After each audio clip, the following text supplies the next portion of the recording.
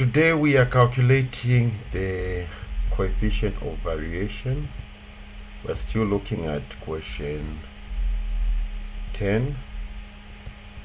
Okay, for these two companies A and B, and they've given us the state of the economy, the probabilities for each returns for return A and return on B. We've been given the probabilities, and we've been given the returns for both companies.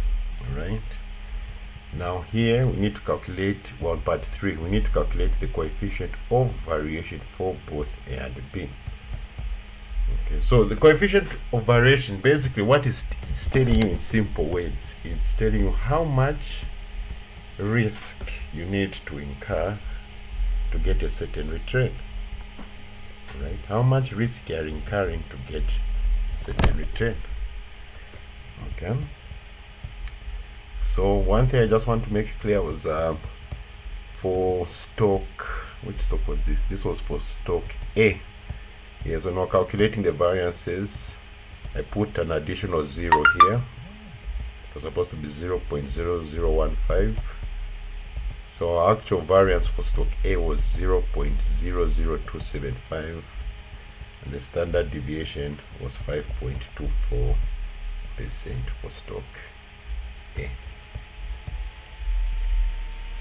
Now we can go to the coefficient of variation. Okay, it is just the standard deviation divided by the expected return. Okay, so for company A, the standard deviation 5.24%, the expected return 10%. So 5.24% divided by 10%, you get 0.524. Okay, so how we translate this: for every 1% of expected return, you are incurring 0.24% of risk.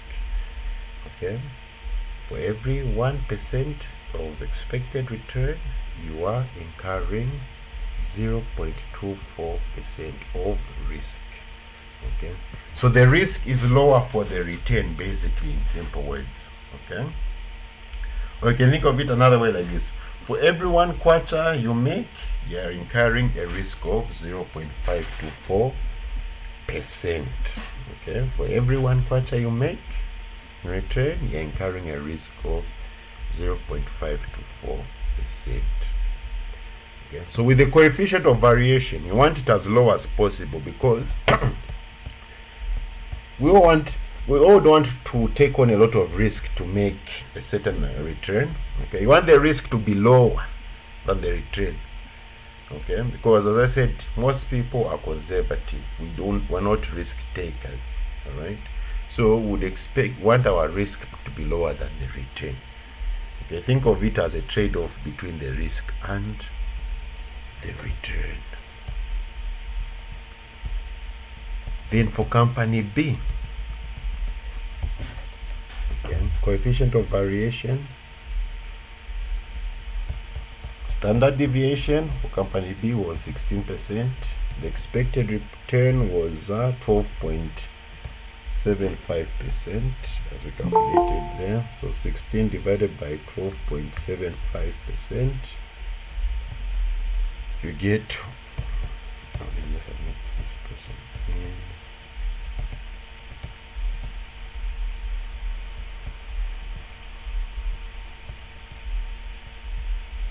Yes, you get 1.254.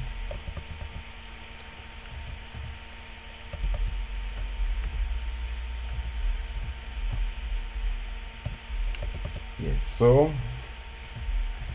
for company B, for every 1% of expected return, you are taking on a 1.254% risk.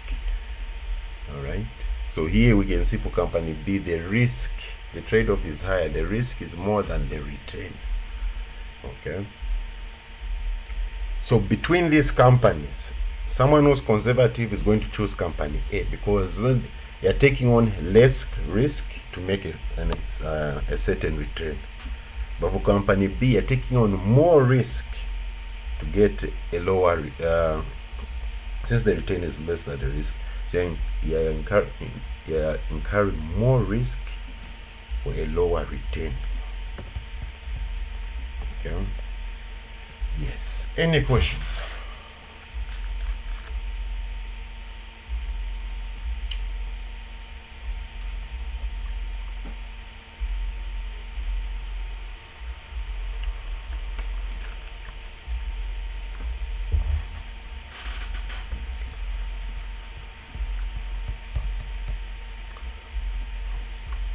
Okay, we can move to the next part.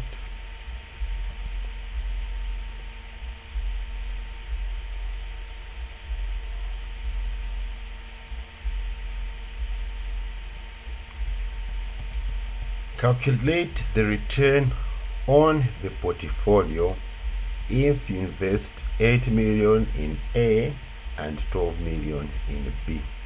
Okay. So from part 1 to part 3, we're just calculating for these individual companies, okay? The stocks for the individual companies. Now here, we're taking it as a portfolio. We're saying, okay, if you buy a stock in company A and a stock in company B, they have now made a portfolio. You've combined them now, okay? So now, we're going to be dealing with it as a portfolio, a combination of investments. Okay, colleagues? Earlier on, we were just dealing with each of these companies individually. Now here, we're taking it as if we invest in both companies as a portfolio. Okay, so,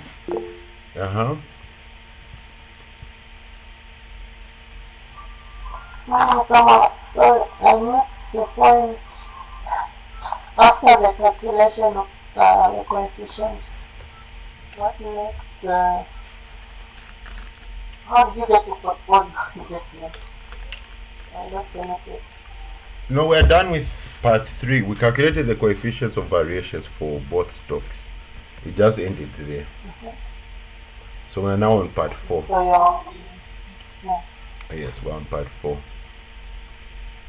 okay.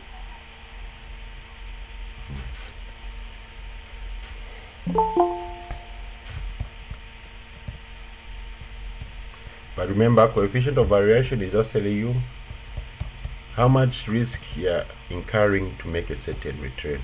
Okay? How much risk you incur to make a return.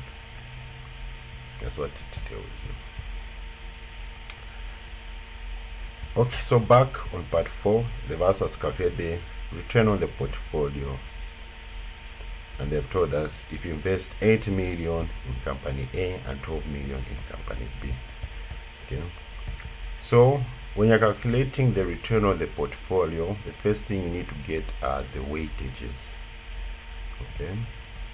Basically, these weightages, they're just telling us out of this 20 million investment, what portion is for company A, is 8 million, and what portion is for company B. This is what these weightages are telling us, colleagues, all right? You will see this as WA and WB. Just telling us, out of this 20 million, what portion represents company A with 8 million, and what portion represents company B. So, first things first, find the total investment. We invested 8 million in company A, and we invested 12 million in company B. So in total, we've invested 20 million. So out of this 20 million, what portion goes to company A and what portion goes to company B? So you're going to say 8 million divided by 20 million, you get 0.4. Basically, 40% of that 20 million is company A's investment. The weightage of company B, 12 million divided by 20 million, you get 0.6, which represents 60%. Okay, so 60% of this 20 million is going to company B. Okay, that's the first thing you need to do. Get the weightages. They will give you amounts, okay? For return on portfolios, they're going to give you certain amounts. So you find the total amount, then you calculate the weightages, okay? Then this is the formula for the expected return of the portfolio. Okay, let me put it in simple English here.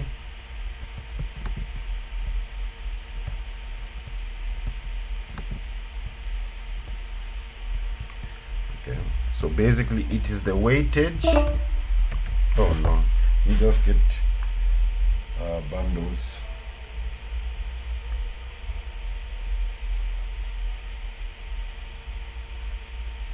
Just hold on.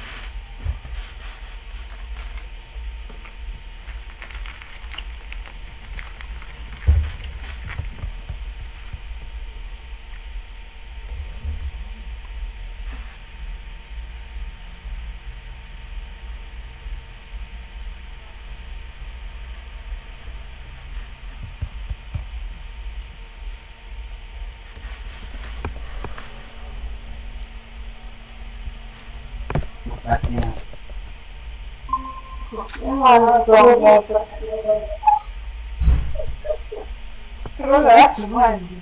Oh, sure. I need you guys. You need one. You need getting alive.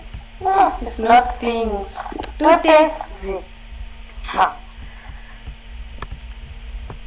Oh, do not worry, madam. Where there is a will, there is a way. And I believe everyone here is praying to a powerful God. Okay, we are praying to a powerful God here. Isn't that right, Madam Precious, Madam Matilde? Powerful God. Yeah, please. Madam, miracles happen in the exam. Miracles happen in tests and exams. Okay, I have once witnessed this. Someone who never knew anything gets 100%. So miracles happen. That miracle should locate some of us. It should look, amen. It should locate some of you. Okay. All right. Sorry, I was kicked out. Where were we on? We were on getting the weightages. Colleagues, are we okay with these weightages? Okay. Okay. Yes, sir.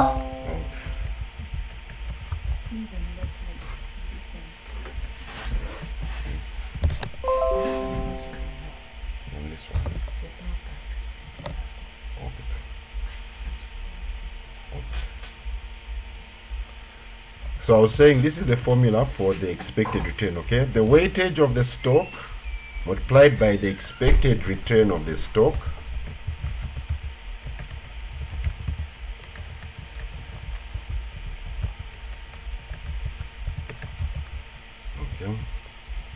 So weightage of stock A multiplied by expected return of stock A plus weightage of stock B multiplied by the return of stock B.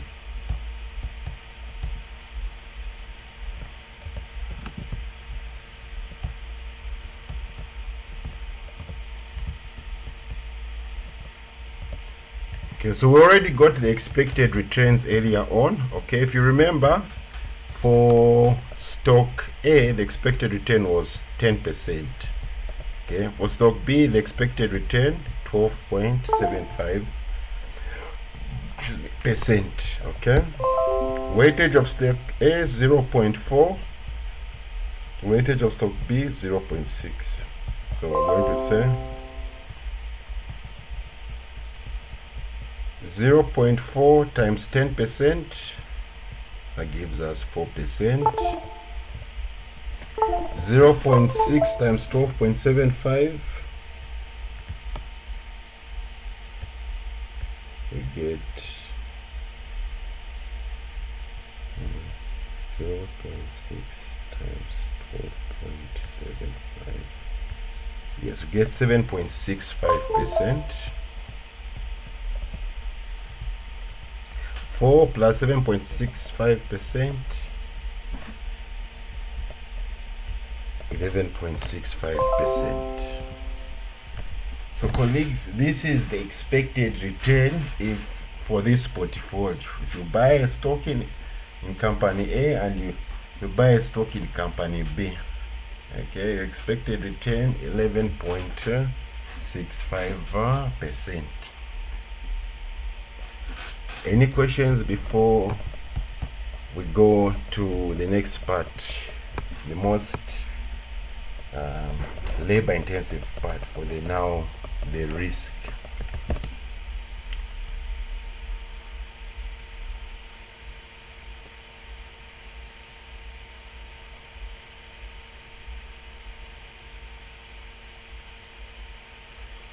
Okay.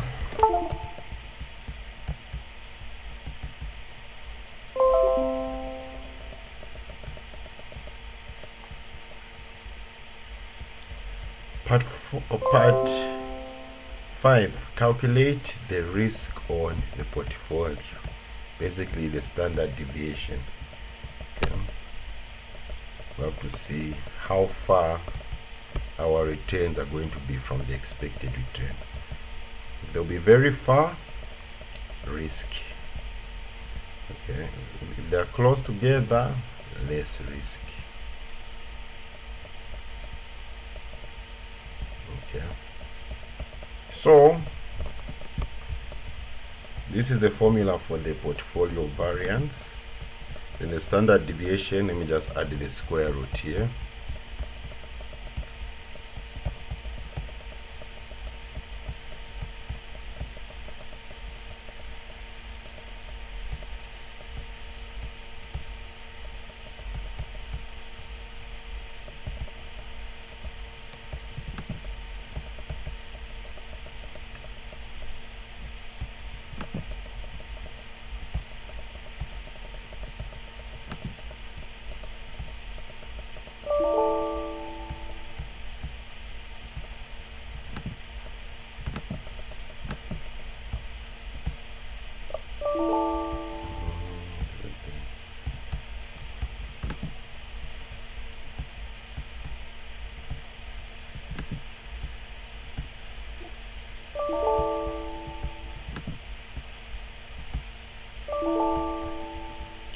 It's refusing to go in that formula.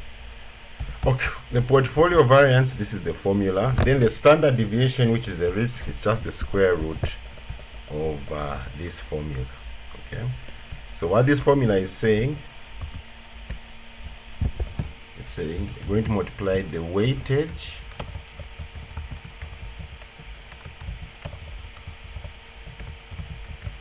of stock A multiplied by the variance of stock A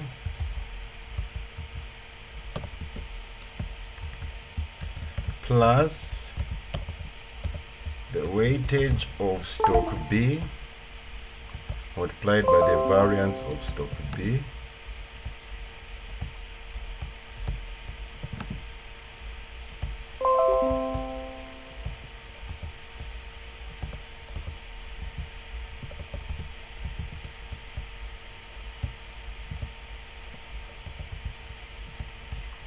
multiplied by 2 times the weightage of stock A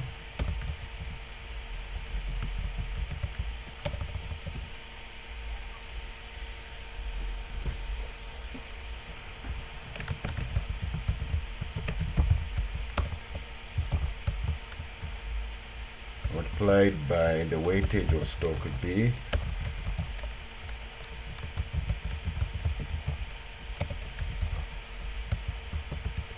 multiplied by the covariance.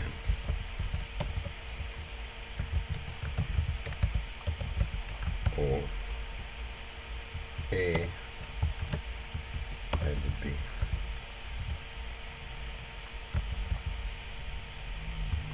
Okay. Once you get the variance, you just get the square root, and then you've got the risk. Okay. So when you're calculating the risk on a portfolio, colleagues, first thing you need to get this covariance. Covariance is just telling us how two investments or stocks move in relation to each other. Okay. How two stocks move in relation to each other. So if you have a positive covariance, it means if stock A goes up, also stock B is going to go up, which is a good thing. But if stock A goes down, it also means stock B is also going to go down, which is a bad thing. Okay. And you really don't want a positive covariance, because remember, whenever you're making a portfolio, you want to diversify the risk, so that if one investment goes down, at least the other should go up. They all shouldn't go up and down together. Okay. So a negative covariance, if stock A goes up, stock B goes down, and vice versa. So with a negative covariance, at least this helps reducing risk when you are forming a portfolio. Are we clear on that, colleagues? Covariance is just seeing how these two investments are moving in relation to each other. Okay. Are they moving in the same order? One goes up, the other goes up. Or are they moving in different orders, where one goes up, the other one goes down? Alright. So that's the first thing you need to calculate, the covariance.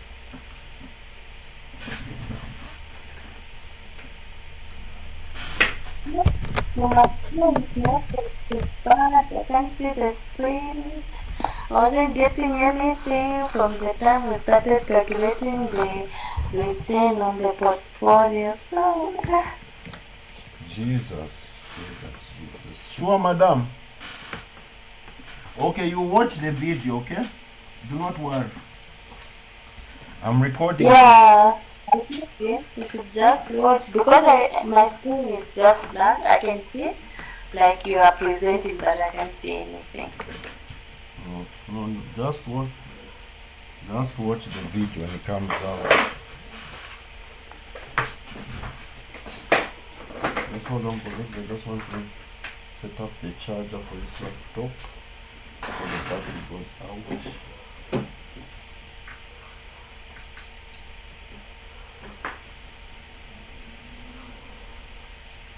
Yes, so that's what covariance is telling us. Okay, colleagues? So in most cases, you would want a negative covariance, okay, so that if one area is not doing well, the other area can compensate for it. Okay. Yes.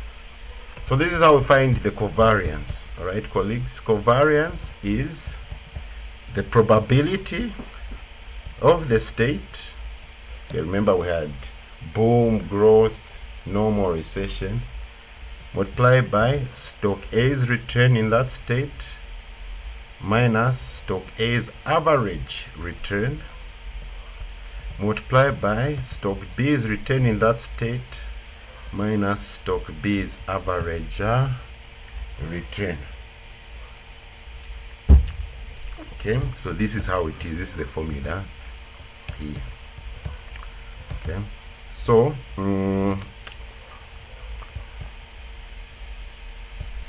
there was a request that let's try to use the formula instead of the table, so that we can get a better grasp of this.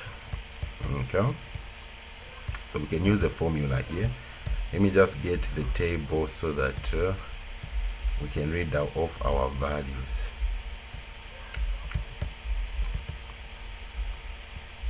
So let's see, let me get from the main question here.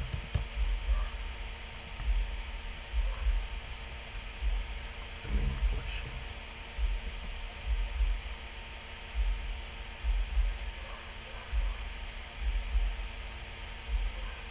Okay, it is.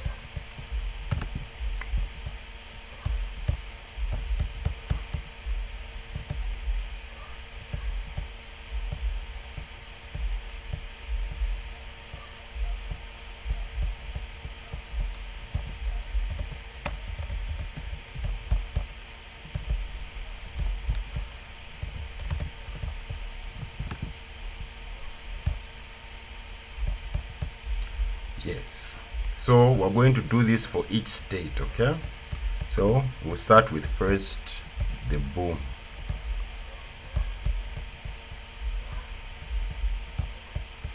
So you circle boom here.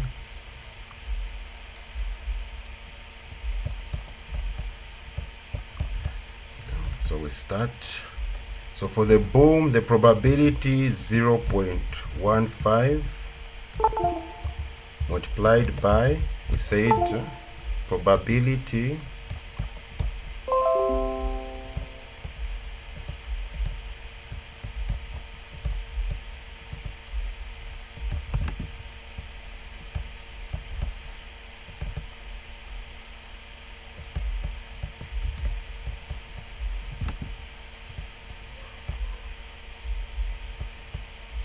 so here probability of a boom 0.15 multiplied by open brackets return on stock A 20%. Colleagues, you can actually use the percentages as they are, okay, because the probabilities are in decimals, so it won't cause any confusion, okay. So even the percentages is, we can still use them as they are, okay. We no need to get any decimals. Okay, so return on stock A 20% minus the expected return of stock A. Remember, the expected return for stock A on part 1 we calculated 10% multiplied by the return on stock B 3% minus the expected return on stock B. The expected return on stock B was 12.75%. Okay, so that is for the boom section. Any questions before we go to the growth section?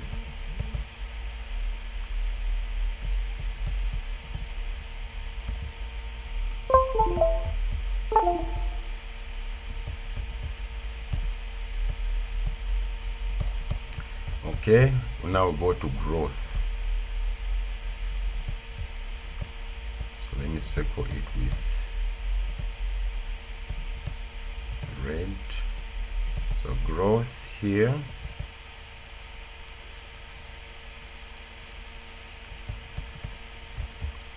So the probability for a growth is 0.25 multiplied by the return of stock A in the growth is 10%. The expected return for stock A is 10%. Close brackets, multiplied by the return for stock B 35%. The expected return for stock B was 12.75%.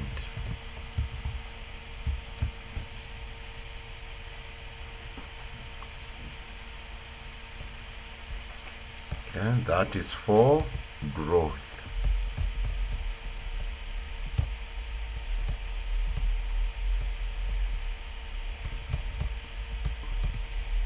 Next we go to normal.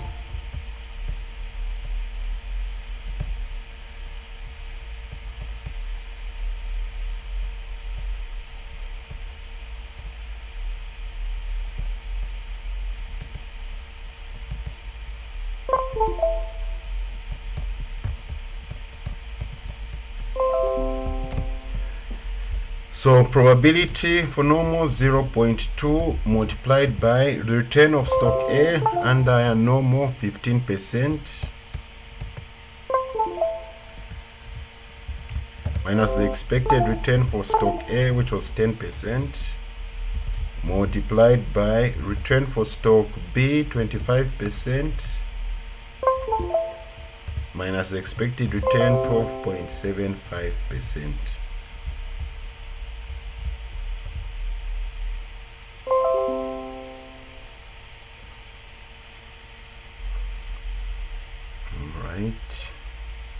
So that's for normal.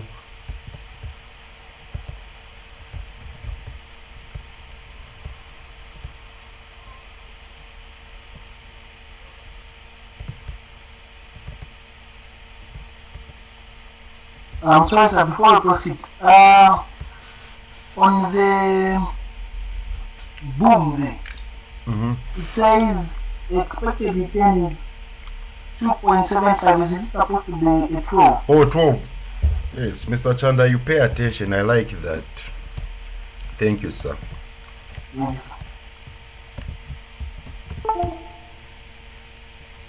Okay, then recession.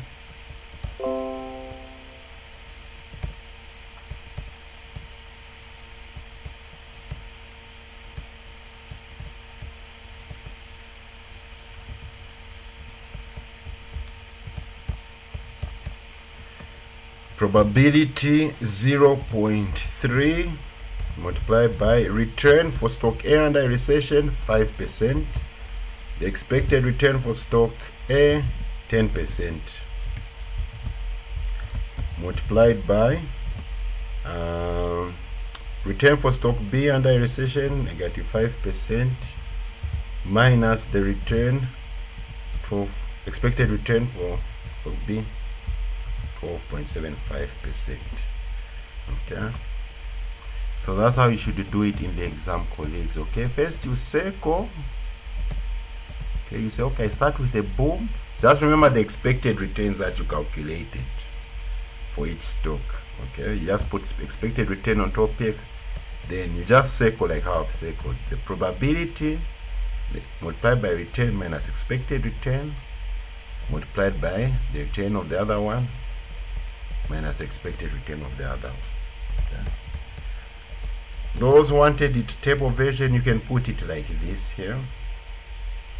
You put each returns, subtract from the expected returns, multiply them, and multiply by the probability.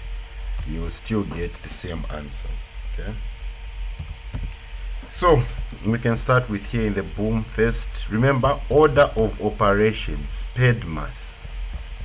Okay, brackets first. You start what's in the brackets first. Okay, so you're going to say we'll start for boom here. 20 minus 10%, that is 10%.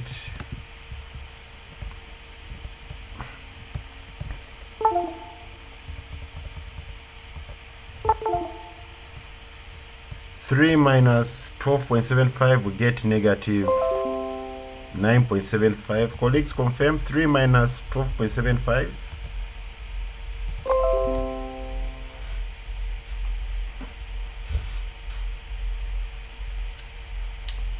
Are we getting 9? Yes, negative 9.75, right? Okay. We go to recession here.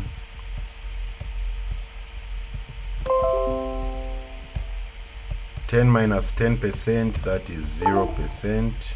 35 minus 12.75.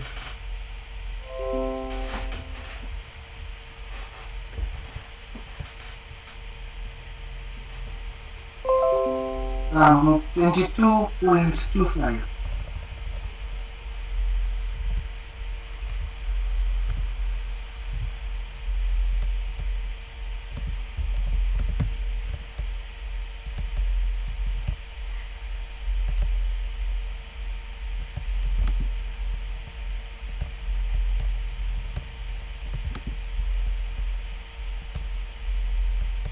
Here 15 minus 10, that is 5%.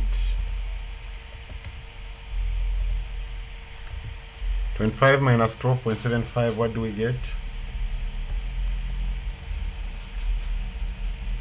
12.25. 12.25. Okay.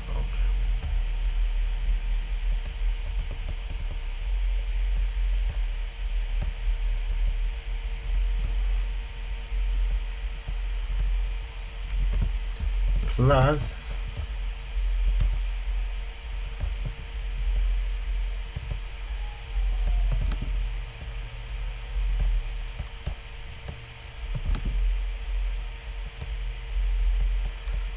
5 minus 10, negative 5%. Negative 5 minus 12.75, we get negative 17.75.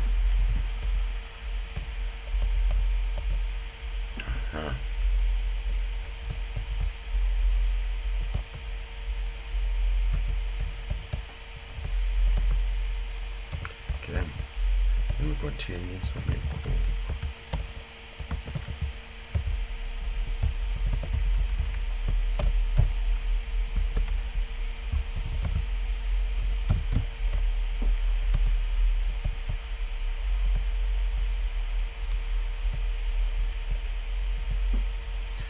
okay, the next, now we multiply first these percentages before we multiply it with the probability.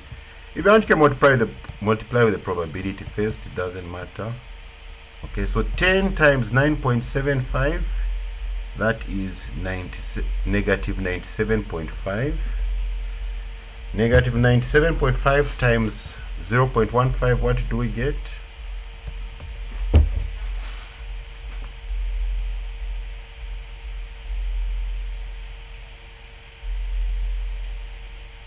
Negative 14.625. So negative 14.625.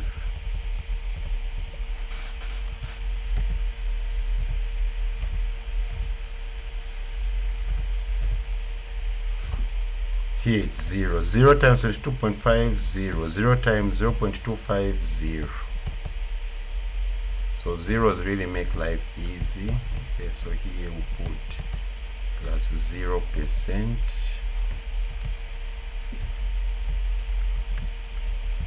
Okay, 5 times 12.25.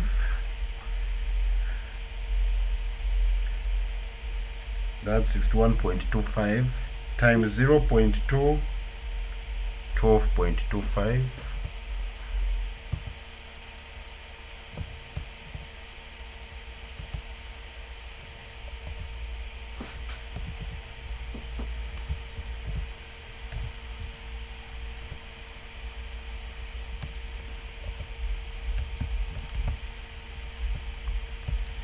Okay, negative 5 times negative 17.75, 88.75 positive, times 0.3, 26.625.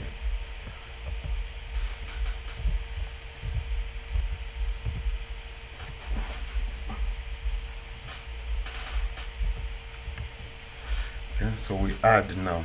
Negative 14.625 plus 12.25 plus 26.225, we get 23.8 positive, 23.84. So leave it as percent since this was 2. So colleagues, we have a positive covariance here. Okay, meaning if stock A or stock B goes up in share prices, okay, the other stock will follow suit. Okay, if stock B or stock A goes down in share prices, the other stock is going to follow suit. Okay, so as a portfolio manager, would you advise to invest in both stock A and stock B? We'll start with Madam Chala. Would you advise someone to invest in both stock A and stock B, knowing that they move in the same direction? No. Wonderful. Madam Kalinda? No, sir. Mr. James?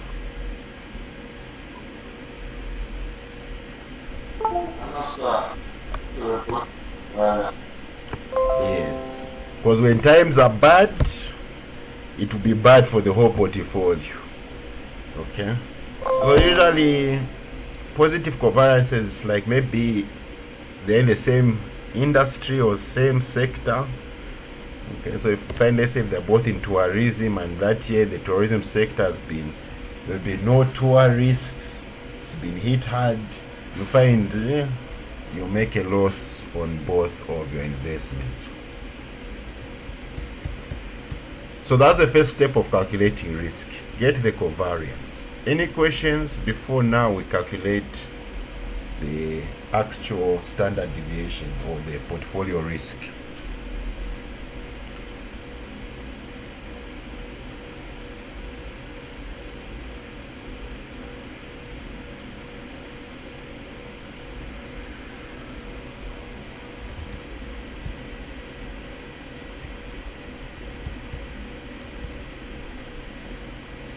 Okay, we just get the formula here for get the variance, portfolio variance.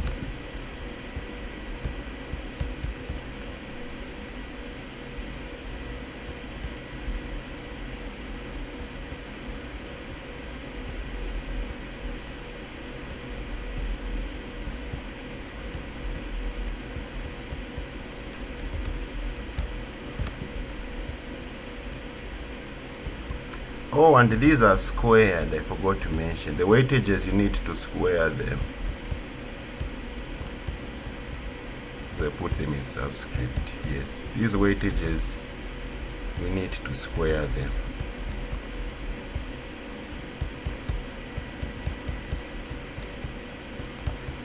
So weightage of stock A was 0.4.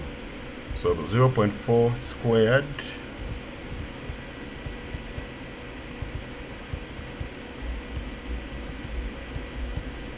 multiplied by the variance for stock A. So stock A, its variance, let's see, what did we get as the variance?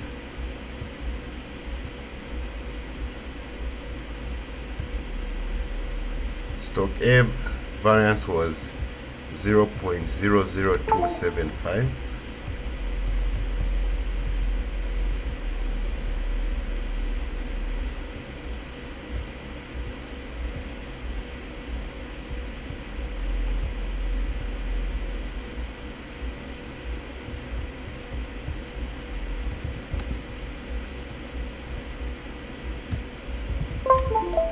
Plus when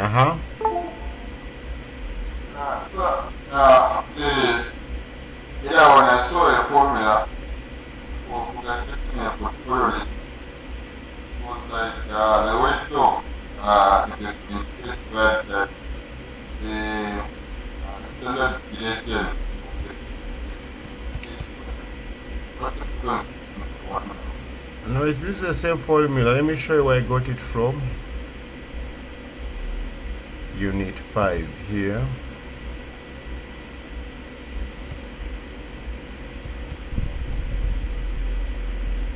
This one here.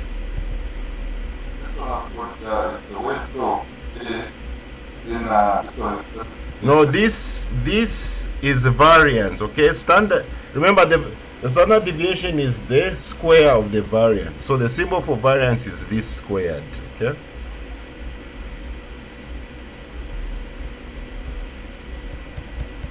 Remember, the standard deviation is the square root of the variance, okay? So the variance is the same as the standard deviation squared, okay? So yeah, this is the same formula I'm using, okay, sir? These are variances, variance, and also this is variance, okay? And if you square the standard deviation, you get back your variance.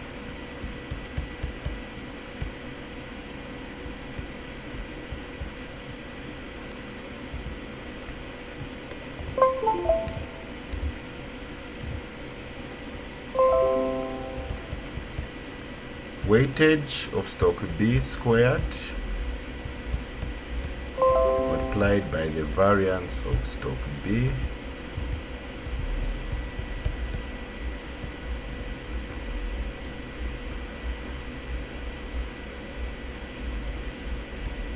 stock B, the variance we got, we'll just put it to 4 decimal places.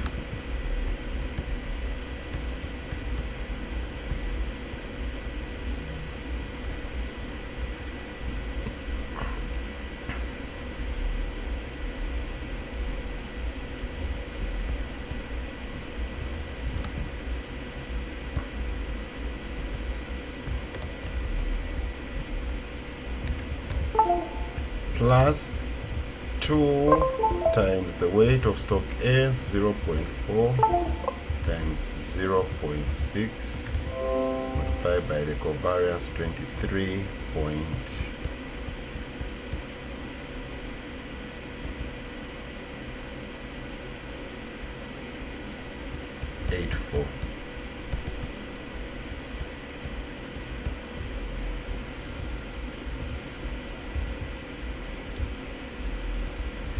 So 0.4 squared times, in the exam you have a lot of zeros to be dealing with. So 0.4 squared multiplied by 0.000275, we get 0.00. Let's also calculate so that we make sure we get similar values.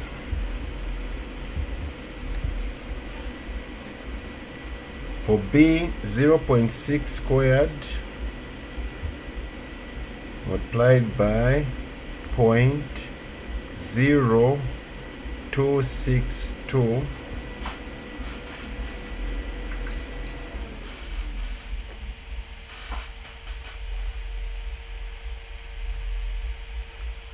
gets 0.00942 plus 2 times 0.4 times 0.6 times 23.84, we get 11.4432. So we add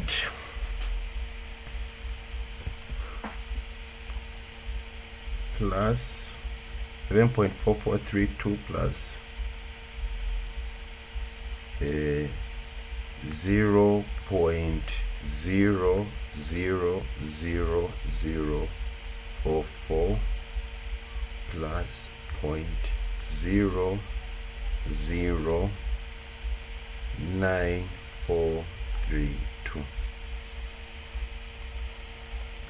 get 11.45 as the standard deviation of the stock.